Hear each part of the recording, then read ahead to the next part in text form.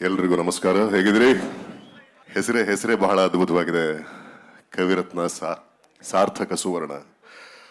ಪ್ರಾಯ 50, ಅನುಭವ 30.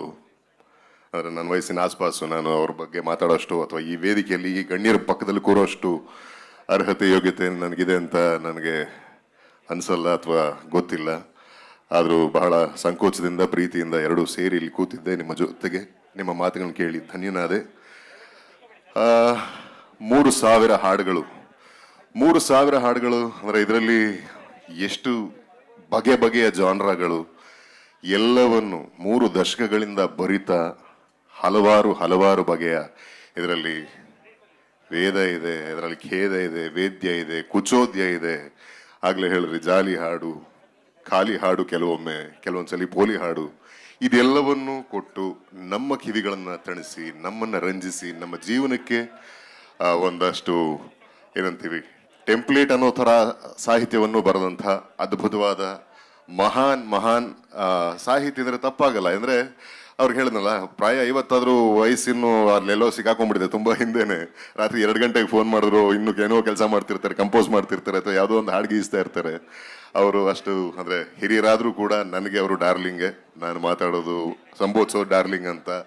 ವಯಸ್ಸಿನ ನಂತರ ಯಾವತ್ತೂ ಕೇಳಲಿಲ್ಲ, ಪ್ರತಿಭೆ ಎಷ್ಟು ಅಂತ ಯಾವತ್ತೂ ಅವರು ಅಳಿಲಿಲ್ಲ, ಅದಕ್ಕೊಂದು ಮಾಪನವನ್ನು ಸೆಟ್ ಮಾಡಲಿಲ್ಲ. ಬಟ್ ಎಲ್ಲರ ಜೊತೆ ತಾನು ಒಂದಾಗಿ ಎಲ್ಲರ ವಯಸ್ಸಿಗೂ ಎಲ್ಲ ಅನುಭವಕ್ಕೂ ತಕ್ಕನಂಗೆ, ಆಗಲೇ ಹೇಳ್ದಂಗೆ ಹಂಸಲೇಖ ನನ್ನ ಗುರುಗಳು, ಅವರ ಸಮಕ್ಕೂ ಬರೆದರು. ತದನಂತರ ಇಲ್ಲಿ ಇರ್ತಕ್ಕಂಥ ಕಲ್ಯಾಣ್ ಸರ್ ಇದ್ದಾರೆ, ಕವಿರಾಜ್ ಸರ್ ಇದ್ದಾರೆ, ಜಯಂತ್ ಕಾಯ್ಕಿಣಿಯವರು ಬಂದರು, ಯೋಗರಾಜ್ ಭಟ್ರು ಬಂದರು. ಎಲ್ಲರ ಜೊತೆಗೂ ತಾನೂ ನಡೀತಾ ತನ್ನದೇ ಆದ ಶೈಲಿಯಲ್ಲಿ ಕನ್ನಡ ಪದಗಳಿಂದ ನಮ್ಮ ಕಿವಿಗಳನ್ನು ಶ್ರೀಮಂತ ಮಾಡ್ತಾ ಬಂದಂತಹ ಈ ಒಂದು ಅದ್ಭುತ, ಅನನ್ಯ, ಅಮೋಘ, ಅಗಾಧ ಪ್ರತಿಭೆ ನಮ್ಮ ಕವಿರತ್ನರು, ನನ್ನ ಡಾರ್ಲಿಂಗ್ ನಾಗೇಂದ್ರ ಪ್ರಸಾದ್ ಅವರು. ನನಗೆ ಒಂದು ತುಂಬ ಅಂದರೆ ಇದು ಒಂದು ಕೌತುಕ ನನಗೆ. ಯಾಕಂದರೆ ಡಾರ್ಲಿಂಗ್ಸ್ ಒಂದು ನನಗೆ ಇದು ತುಂಬ ವರ್ಷಗಳ ಪ್ರಶ್ನೆ. ಅಂದರೆ ಒಂದು ಅನ್ನದ ಅಗಳು ಸಾಕು, ಅನ್ನ ಬೆಂದಿದೆಯಲ್ಲೋ ಅಂತ ನೋಡೋಕ್ಕೆ ಅನ್ನೋದಿದೆಯಲ್ಲ, ಆ ಥರನೇ ಈ 3000 ಹಾಡುಗಳಲ್ಲಿ ಎಷ್ಟು ಯಾವ ಹಾಡಾರು ಹುಡುಕಿ ಅದರಲ್ಲಿ ಏನೋ ತುಂಬ ವಿಶೇಷತೆ ಇರುತ್ತೆ. ಆದರೆ ಒಂದು ಸಾಂಗ್ ನನ್ನ ತುಂಬ ಕಾಡಿತ್ತು. ತುಂಬ ಅಂದರೆ ಇದು ಹಿಂಗೂ ಯೋಚನೆ ಮಾಡ್ಬೋದಾ, ಹೀಗೂ ಬರಿಬೋದಾ ಅಂತ ಅನಿಸಿದ್ದು ಸಂಜು ಬೆಟ್ಸ್ ಗೀತ ಅದು. ಅದರಲ್ಲಿ ಇತಿಹಾಸ ಇದೆ, ಪುರಾಣ ಇದೆ, ಹಾಸ್ಯ ಇದೆ, ಲೇವಡಿ ಇದೆ, ಯಾರೋ ಉಚ್ಚಪ್ರಾಯದ ಹೊಡೆತಕ್ಕೆ ಸಿಲುಕಿದ ನಲುಗಿದ ಪ್ರೇಮಿಗಳ ಬವಣೆ ಇದೆ. ಇದು ಹೇಗೆ ಸಾಧ್ಯ ಆಯಿತು ಅಂದರೆ the song goes like this. Ravana ಸೀತೆನ್ ಕದ್ದ ಹೂವಲ್ ಮಾಡಿದ ಫ್ಲೈಟ್ ಅಲ್ಲಿ, ಕಾರಣ ಸಿಸ್ಟರ್ ಸೆಂಟಿಮೆಂಟು. ಕೌರವ ಹಳ್ಳಕ್ ಬಿದ್ದ ಶಕುನಿ ಹಾಕಿದ್ದ ಸ್ಕೆಚ್ ಅಲ್ಲಿ, ಕಾರಣ ರಿಯಲ್ ಎಸ್ಟೇಟು. ಹೂವಲ್ ಮಾಡಿದ ಫ್ಲೈಟ್ ಅಂತೆ, ಪುಷ್ಪಕ ವಿಮಾನ. ಇದು ಸೈಟ್ಗೋಸ್ಕರ ರಿಯಲ್ ಎಸ್ಟೇಟ್ ಜಗಳ ಅಂತೆ. ಮಹಾಭಾರತ, ಅದ್ರಲ್ಲಿ ರಾಮಾಯಣ ಬಂತು, ಮಹಾಭಾರತ ಬಂತು. ಅಲ್ಲಿ ಕೃಷ್ಣರಾಮನ್ನು ಬಿಡ್ಲಿಲ್ಲ ಇವರು. ನಾರಿ ಮದನಾರಿ ದ್ರೌಪದಮ್ಮ ತಗೊಳ್ಳಿಲ್ಲ ಕೇರು, ಸ್ಯಾರಿ ಬದಲಾಗಿ ಚೂಡಿದಾರ ಹಾಕೊಂಡಿದ್ರೆ ಗಿತ್ತ ಡೇಂಜರು. ಯಾರು ಸ್ವಾಮಿ ಕೊಡ್ತಾರೋದು ಉತ್ತರ?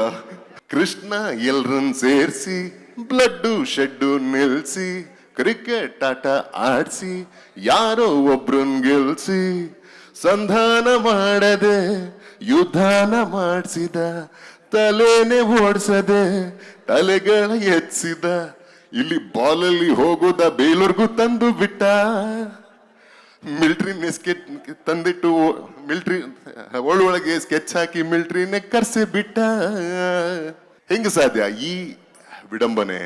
ಈ ಒಂದು ಅಂದ್ರೆ ಇದು ನೋಡಿ, ಆದ್ರೆ ಈ ಒಂದು ಚಿತ್ರೀಕರಣ ಅಷ್ಟೇ ಮಜವಾಗಿದೆ. ಜೈಲಲ್ಲಿ ಖೈದಿಗಳು ಅಲ್ಲೇನೋ ಒಂದು ಸಮಾರಂಭ, ಅಲ್ಲೊಂದು ಒಕ್ಕೂಟದಲ್ಲಿ ಈ ಒಂದು ಹಾಡನ್ನ ಹಾಡ್ತಾ, ಅಂದ್ರೆ ಜ್ಞಾನ ಯಾರ್ದಾರು ಇರ್ಬೋದು, ಯಾವ ಥರದಲ್ಲಾರು ಇರ್ಬೋದು, ಅದಕ್ಕೆ ವ್ಯಾಕರಣ ಮೀಮಾಂಸೆಗಳು, ಇದಕ್ಕೆ ಇದೇ ಸಿದ್ಧ ಸೂತ್ರ ಅಂತ ಇಲ್ಲ. ಅದು ಯಾವ ರೀತಿಯಲ್ಲಿ ಬಂದ್ರು ಅಥವಾ ಯಾವ ರೀತಿಯಲ್ಲಿ ಗ್ರಹಿಸಿದ್ರು ಅದು ಜ್ಞಾನವೇ ಸರಿ.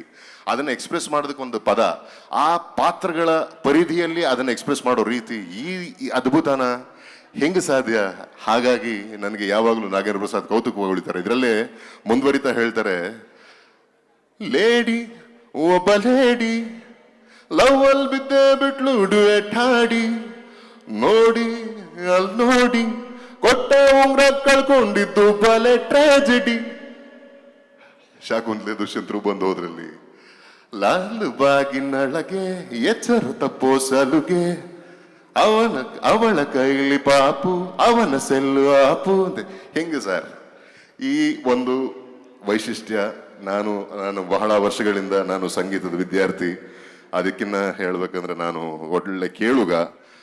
ಆದರೆ ಈ ಥರದ ಒಂದು ಕೌತುಕ ತುಂಬಾ ಸಲ ಸಿಕ್ಕಿರಲಿಲ್ಲ.